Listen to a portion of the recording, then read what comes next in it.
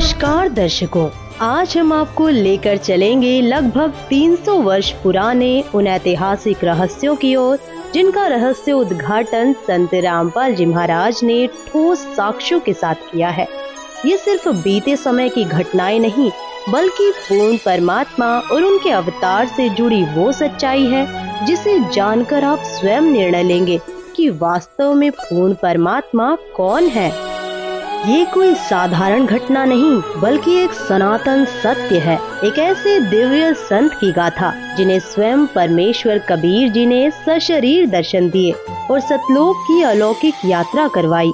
यह सत्य कथा है उस महान संत की जिन्होंने अपने अद्वितीय ज्ञान से हरियाणा की पावन धरती को धन्य कर दिया, संत गरीबदास जी महाराज। एक रहस्य से भरी अद्भुत गाथा जो हर किसी को हैरान कर देगी। हरियाणा की पावन धरा पर जन्मे एक ऐसे महान संत जिनकी कथा समय के गर्भ में छिपी एक अमर विरासत है। यह कहानी है संत गरीबदास जी महाराज की, जिनका जन्म वैशाख पूर्णिमा विक्रमी संवत 1774 को अर्थात सन 1717 में झज्जर जिले के गांव छुड़ानी में हुआ।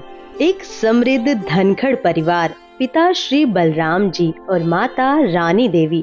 परंतु भाग्य ने ऐसी लीला रची कि संत गरीबदास जी के जन्म से पहले ही उनके जीवन की पटकथा कुछ अलग लिखी जा चुकी थी। उनके नाना जी श्री शिवलाल सिहाग, जिनका कोई पुत्र नहीं था, ने अपने दामाद श्री बलराम जी को घर जमाई बना लिया और इसी गांव में 12 वर्षों के पश्चात इस महान आत्मा ने जन्म लिया। छुड़ानी की इस पावन भूमि पर जन्मे गरीबदास जी 1400 एकड़ की विशाल संपत्ति के इकलौते वारिस थे। उनके पिताजी लगभग 150 गौएं रखते थे। उनको चराने के लिए अपने पुत्र गरीबदास जी के साथ अन्य कई ग्वाले रख रखे थे। बात उस समय की है जब बालक गरीबदास जी की आयु मात्र 10 वर्ष थी।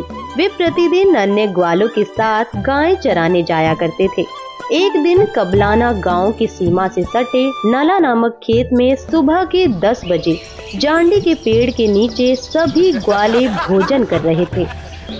ओए बूरे, तेरा प्याज तो बढ़िया चमके से, जरा एक टुकड़ा मेरे ताई भी घुमा दे।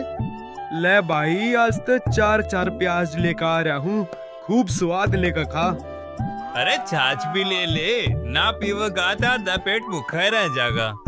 अरे गरीबू, तू भी खा ले रे, ले ले, यह भी खा ले। तभी अचानक एक दिव्य प्रकाश प्रकट होता है। सत्य पुरुष कबीर साहिब जी जिंदा महात्मा के रूप में सतलोक से अवतरित होते हैं और कबलाना से छुड़ानी की ओर बढ़ते हैं। जब वे ग्वालों के पास पहुंचते हैं तो ग्वाले आश्चर्यचकित होकर उन्हें देखते हैं। बाबा जी आदेश। राम राम बाबा जी। राम राम भाई। राम राम। बाबा जी खाना खा लो। खाना तो मैं अपने गांव से खाकर आया हूँ। बाबा जी, आपका गांव कौन सा है? मेरा डेरा सतलोक में है, जो यहाँ से 16 शंख कोस दूर है। महाराज जी, रोटी ना खाओगे पर दूध ते पीना ही पड़ेगा। आम बिना खाए पिए अतिथि न जान नहीं दिया करते महाराज जी। चलो दूध पिला दो, पर सुनो, मैं सिर्फ कुंवारी गाय का दूध पीता हूँ। जो बड़ी आयु के ग्वाले थे उन्होंने कहा, बाबा जी, आप तो मजाक कर रहे हो।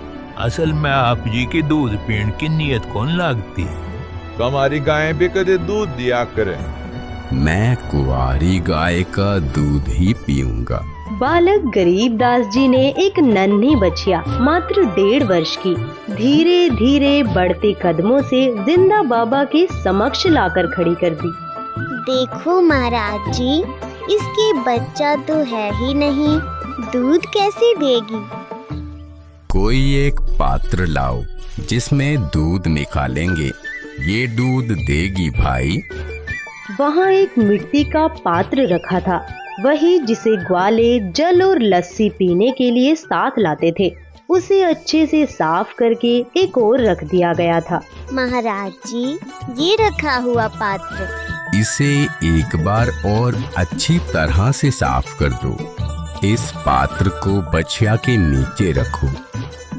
10 वर्षीय बालक गरीबदास जी बछिया के नीचे बैठ गए और मुस्कुराते हुए बोले, देखें बाबा जी किस तरह दूध निकालते हैं। परमात्मा ने बछिया की कमर पर अपना आशीर्वाद भरा हाथ रखा और अगले ही क्षण एक चमत्कार हुआ। बछिया के स्तन लंबे लंबे हो गए और बिना किसी स्पर्श के दूध की धारा स्वतः बहने लगी। दूध की धाराएं अविरल बहती रही जब तक कि मिट्टी का पात्र लबालब भर नहीं गया, और जैसे ही पात्र लबालब हुआ दूध का प्रवाह एकदम थम गया। बाबा जी बड़ी शक्ति वाले हैं। लो महाराज जी पी लो, ये तो आप ही का करिश्मा है। सबसे पहले जिंदा बाबा ने उस दूध का पान किया और फिर उन्होंने शेष दूध अन्य ग्वालों को पीने के लिए कहा। लो बच्चों पी लो, ये दूध यहाँ का नहीं है, मेरे डेरे सतलोक से आया है। अमृत है ये, पी लो इसे।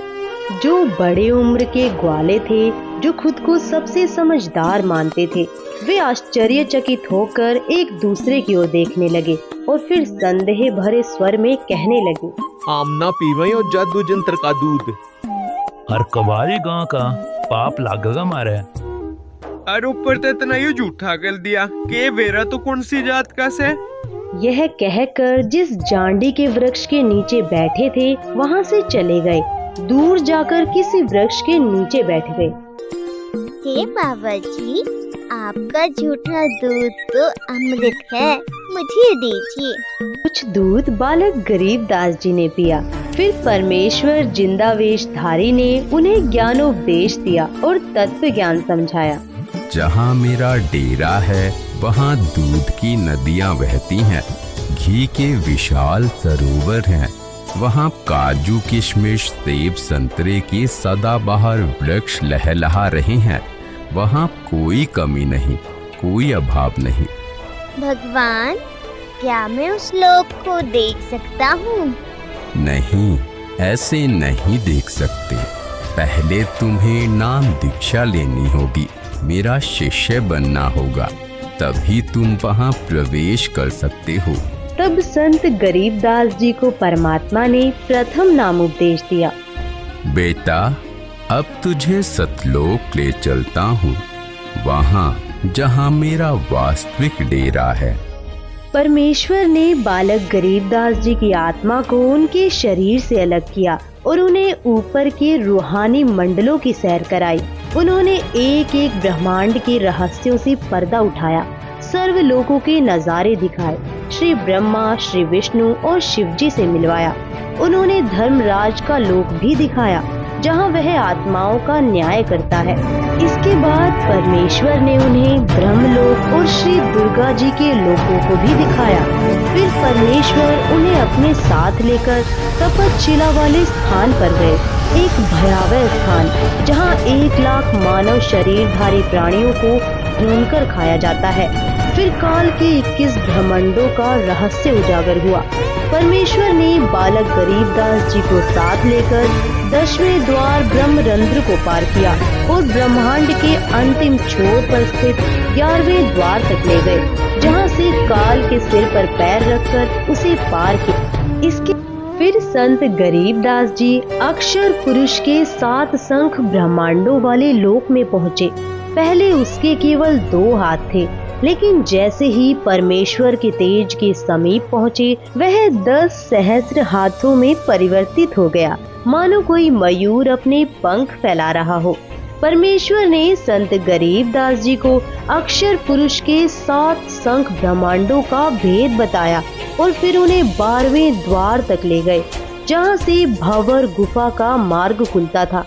गरीबदास, जो 10वां द्वार ब्रह्मरंध्र है, वह मैंने सतनाम के जाप से खोला था। जो 11वां द्वार है, वह भी मैंने सतनाम से खोला था। अन्य किसी भी मंत्र से उन द्वारों पर लगे ताले नहीं खुलते। अब यह 12वां द्वार है, यह मैं सारनाम से खोलूंगा। इसके अतिरिक्त किसी नाम के जाप से यह नहीं खुल सकता। तब परमात्मा ने मन ही मन सारनाम का जाप किया और अगले ही क्षण एक अद्भुत चमत्कार हुआ। 12वां द्वार अपने आप खुल गया। परमेश्वर जिंदा स्वरूप में संत गरीबदास जी की आत्मा के साथ भंवर गुफा में प्रविष्ट हुए। क्षण भर में वे सतलोक पहुँचे। वह अनंत प्रकाश का लोक जहाँ सब कुछ अकल्पनीय था। वहाँ एक विशाल श्वेत गुंबद के सामने वे खड़े हो गए। उसके मध्य में स्थित सिंहासन पर तेजोमय श्वेत नर रूप में स्वयं परम अक्षर ब्रह्म विराजमान थे। उनका तेजोमय स्वरूप इतना प्रखर था कि उनके केवल एक रोम से ही करोड़ों सूर्यों और चंद्रमाओं से अधिक प्रकाश प्रकट हो रहा था। सोचो, यदि केवल एक रोम इतना प्रज्वलित था तो उनके संपूर्ण शरीर की आभा कैसी होगी। सतलोक स्वयं हीरे की भांति प्रकाशमान हो रहा था, परंतु यह विहंगम दृश्य केवल दिव्य दृष्टि से ही देखा जा सकता है, चरम दृष्टि से नहीं। फिर जिंदा बाबा बालक गरीबदास जी को लेकर परमात्मा के सिंहासन के समीप पहुँचे। उन्होंने वहाँ रखा चवर उठाया और उस पावन तख्त पर विराजमान परमात्मा पर डुलाने लगे। ये है परमात्मा, क्योंकि बाबा जी तो परमात्मा के सेवक हैं। उसी क्षण तेजोमय स्वरूप वाला प्रभु सिंहासन से उठ खड़ा हुआ और जिंदा बाबा के हाथ से चवर ले लिया। फिर उसने जिंदा बाबा को सिंहासन पर बैठने का संकेत दिया। जिंदा वेशधारी प्रभु असंख्य ब्रह्मांडों के स्वामी के रूप में सिंहासन पर विराजमान हो गए। तभी पहले वाले प्रभु स्वयं जिंदा बाबा पर चवर डुलाने लगे। यह दृश्य देख संत गरीबदास जी विचार कर ही रहे थे, इनमें परमेश्वर कौन हो सकता है। तभी अचानक तेजोमय शरीर वाला प्रभु जिंदा बाबा के स्वरूप में समा गया। दोनों एक हो गए। उसी क्षण जिंदा बाबा के शरीर से वही दिव्य प्रकाश प्रकट हुआ जो पूर्व में सिंहासन पर विराजमान सतपुरुष जी का था। संपूर्ण सतलोक उस अद्भुत प्रकाश से आलोकित हो उठा। हे गरीबदास, मैं असंख्य ब्रह्मांडों का स्वामी हूँ। मैंने ही सर्व ब्रह्मांडों की रचना की है। सर्व आत्माओं को वचन से मैंने ही रचा है। 5 तत्व तथा सर्व पदार्थ भी मैंने ही रचे हैं। क्षर पुरुष तथा अक्षर पुरुष व उनके लोकों को भी मैंने उत्पन्न किया है। मैं 120 वर्ष तक पृथ्वी पर कबीर नाम से जुलाहे की भूमिका करके आया था। इस प्रकार स्वयं कबीर परमात्मा ने संत गरीबदास जी को अपनी अनंत लीलाओं का साक्षात्कार कराया और उनके समक्ष तत्व ज्ञान के गूढ़ रहस्यों को प्रकट किया। हे परवरदिगार, यह अनमोल ज्ञान मुझे कैसे याद रहेगा। मैंने तेरा ज्ञान योग खोल दिया है गरीबदास। अध्यात्म ज्ञान तेरे अंतःकरण में डाल दिया है। अब आप असंख्य युगों के पहले से लेकर वर्तमान तथा भविष्य का ज्ञान भी याद रखोगे। उधर पृथ्वी पर शाम के करीब 3 बजे ग्वालों को अचानक ध्यान आया, गरीबू कहाँ है, अब तक नहीं लौटा। तब एक पाली उन्हें लाने गया। दूर से नजर दौड़ाई और ऊंची आवाज में पुकारा, अरे गरीबू आजा भाई, तेरी बारी आ गई है, काहे घेर ले।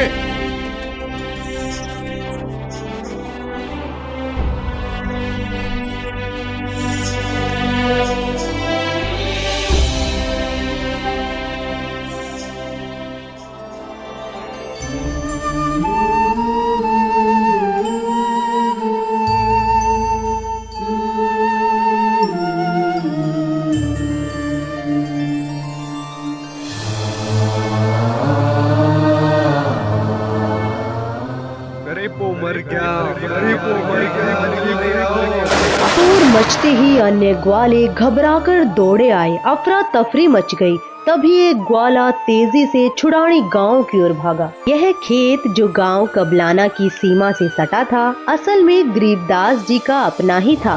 गांव छुड़ानी से मात्र 1 किलोमीटर की दूरी पर पसीने से लथपथ वह पाली भागता हुआ गांव पहुंचा और हाँफते हुए गरीबदास जी के माता पिता नाना नानी को सब हाल बताया।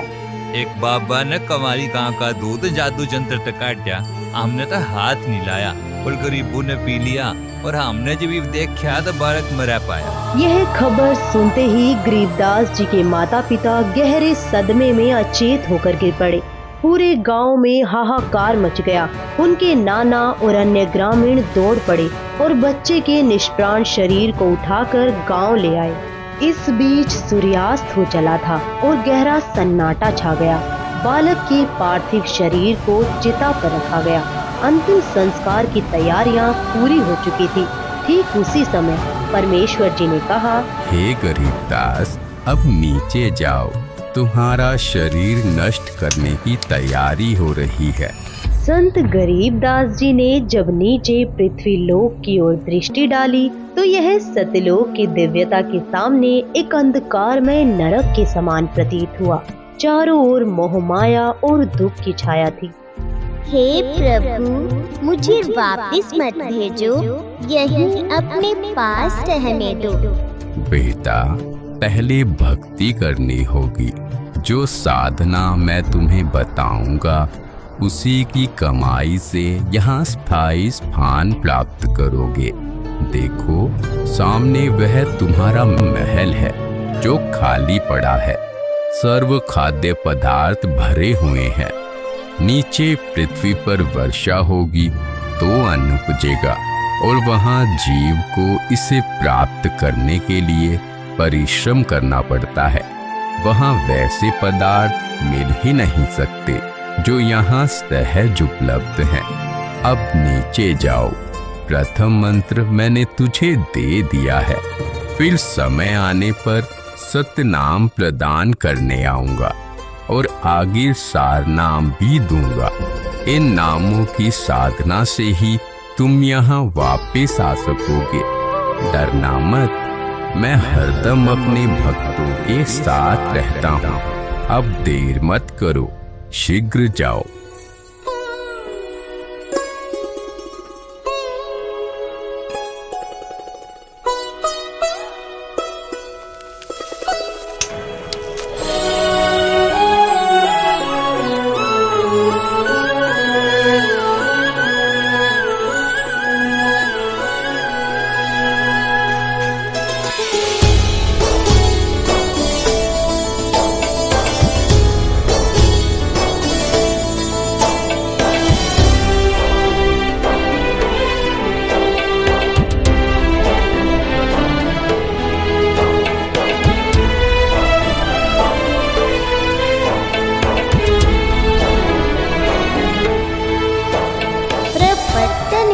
प्रलोक है जहाँ अगली सतसंसार भक्ति हेत से उतरे पाया हम दीदार।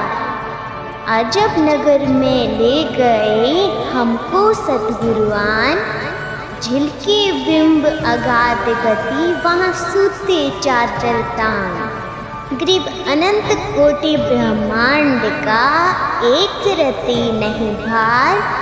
सतगुरु पुरुष कबीर हैं कुल के सिरजनहार। गांव वालों को उस अमृतवाणी का ज्ञान नहीं था, इसलिए उन्हें लगा कि बाबा की फटकार से बालक घबरा गया है और बेसुध होकर कुछ भी बड़बड़ा रहा है।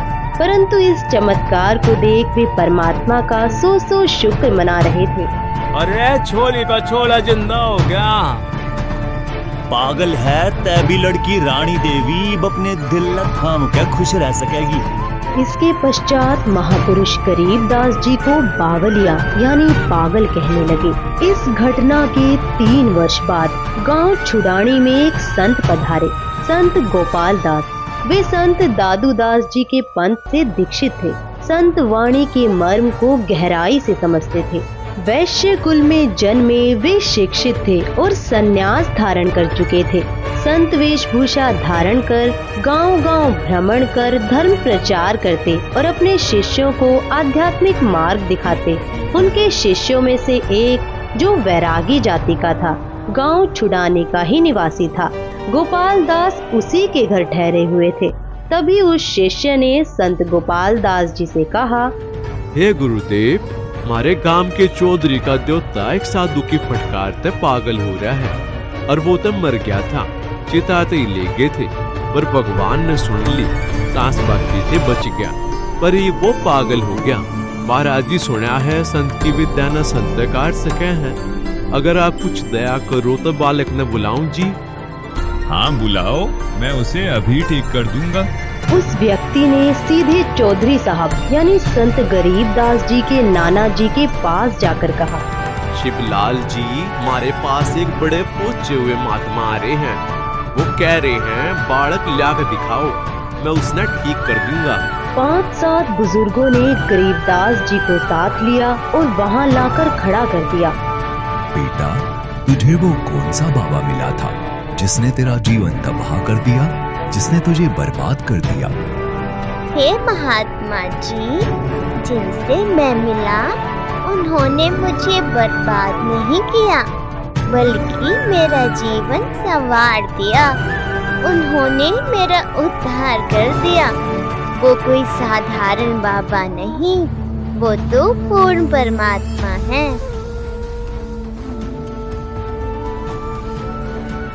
हम सुल्तान ने नानक तारे दादू को उपदेश दिया, जाति जुलाहा भेद न पाया, काशी माहे कबीर हुआ। ग्रीब अनंत कोटि ब्रह्मांड का एक न तीन है भार, सतगुरु पुरुष कबीर है कुल के सिरजनहार। ग्रीब सब पदवी के मूल है, सकल सिद्धि है तीर, दास गरीब सतपुरुष बजो, अवगत कला कबीर।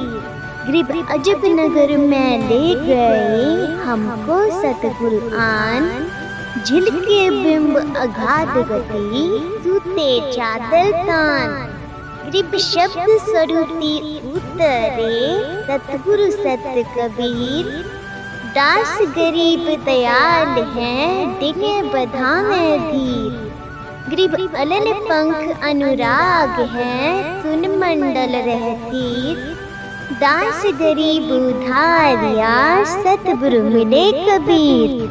ग्रीब पर पटन वह प्रलोक है, जहाँ अदली सतगुरु साथ, भक्ति हेत से उतरे, पाया हम दीदार। ग्रीब ऐसा सतगुरु हम मिला है, जिंदा जगदीश, सुन विदेशी मिल गया, छतर मुकुट है शीश। ग्रीब जमजो राजा से डरे, धर्म राय धरधीर, ऐसा सतगुरु एक है, अदली असल कबीर। ग्रीब माया का रस पिय कर हो गए डामाडोल, ऐसा सतगुरु हम मिला, ज्ञान योग दिया खोल। ग्रीब जमजो राजा से डरे, मिटे कर्म के लेख, अदली असल कबीर है, कुल के सतगुरु एक। यह वाणी सुनते ही 62 वर्षीय गोपाल दास जी की आंखें छलक उठी, उनका रोम रोम सिहर गया। महाराज जी, ये पूरी वाणी लिखवा दो। कलयुग में ये अमृत वाणी जीवों का उद्धार करेगी। उपरोक्त वाणी बोलते ही 13 वर्षीय संत गरीबदास जी दृढ़ता से चल पड़े। ये कोई साधारण बालक नहीं है, ये तो स्वयं परमात्मा से मिलकर आया है। ऐसी अमृत वाणी बोल रहा है जो सत्य का मार्ग दिखा रही है। भाई, इस बालक में तो कोई बड्डी बला है। बाबा जी के भी चक्कर कटवा दिए इसने। 65 साल का बाबा भी हाथ जोड़े खड़ा है इसके आगे। ये तो अमर वाणी है, गजब की वाणी है। इसे जरूर लिखा जाना चाहिए ताकि यह ज्ञान युगों युगों तक जीवों का उद्धार करता रहे। फिर ग्रामीण अपने अपने घर लौट गए, लेकिन संत गरीबदास जी निश्चिंत भाव से खेतों की ओर बढ़ चले। उधर गोपाल दास जी की जिज्ञासा चरम पर थी। वे बिना कुछ सोचे उनके पीछे पीछे चल पड़े और कहने लगे, हे गांव वालों, ये बालक पागल नहीं, तुम पागल हो। ये जो बोल रहा है उसे समझने की कोशिश करो। ये तो स्वयं प्रभु का अवतार है। इसे तो जिंदा बाबा के रूप में स्वयं परमात्मा मिले थे। जिस प्रकार हमारे पूज्य दादो साहेब जी को प्रभु मिले थे, वैसे ही यह बालक भी उनके साक्षात दर्शन करा चुका है। दादो जी की सारी वाणी लिखी नहीं गई थी, पर अब इस बालक से मैं संपूर्ण वाणी लिखवाऊंगा, खुद अपने हाथों से लिखूंगा। यह वाणी कलयुग में असंख्य जीवों का उद्धार करेगी, उस संसार में नया प्रकाश फैलाएगी। 3 दिन तक संत गोपाल दास जी लगातार विनती करते रहे। उनके बार बार विनम्र आग्रह के बाद आखिरकार तीसरे दिन संत गरीब दास जी ने कहा, गोपाल दास जी, अगर पूरी वाणी लिखने का निश्चय हो तो मैं लिखवाऊं, लेकिन अगर बीच में छोड़ने का विचार हो तो फिर यह कार्य नहीं होगा। महाराज जी, मैं तो अपना घर बार त्याग कर निकला हूँ, केवल परमार्थ और जीवों के कल्याण के लिए। मेरी उम्र अब 62 वर्ष हो चुकी है। इससे बड़ा कोई कार्य नहीं हो सकता। कृपा करे मुझे ये सेवा करने दे। तब संत गरीब दास जी और संत गोपाल दास जी बेरी के बाग में जांडी के वृक्ष के नीचे बैठ गए और वाणी को लिखने व लिखवाने का कार्य प्रारंभ हुआ। यह स्थान संत गरीब दास जी की अपनी ही भूमि थी। उस समय छुड़ानी गांव के आसपास रेतीला क्षेत्र था, जैसा राजस्थान में देखने को मिलता है। यहाँ पर जांडी के वृक्ष अधिक होते थे, उनकी छाया का ही प्रयोग अधिक किया जाता था।